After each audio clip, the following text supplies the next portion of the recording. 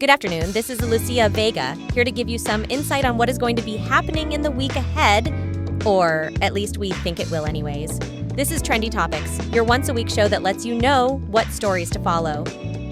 Let's get into our first story.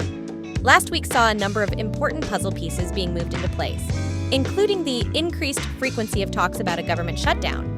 As of the time of this writing, no deals have been made, and the president and his cabinet are weighing their options. As for trying to force both sides to come together to make a deal on this before we end up in a government shutdown. You should also expect to see more about the ongoing strikes in this country, as the SAG-AFTRA strikes and United Auto Worker strikes are still ongoing.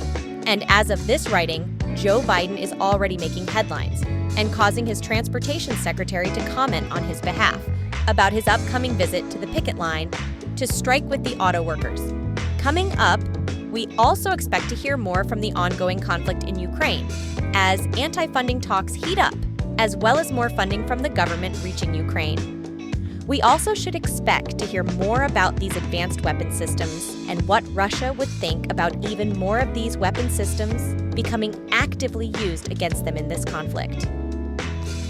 You might hear more about the crisis in Armenia, Azerbaijan, as the tensions rise with ethnic Armenians discussing potential targeted threats and fearing for their citizens' lives.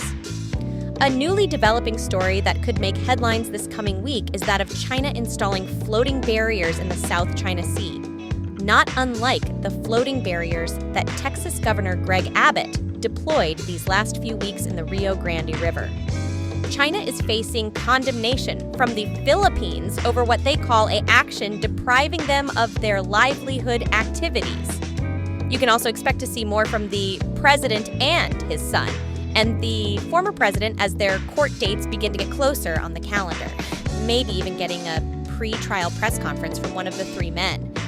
There are other stories we are still watching, such as the India-Canada clash and the Indigenous voice referendum in Australia.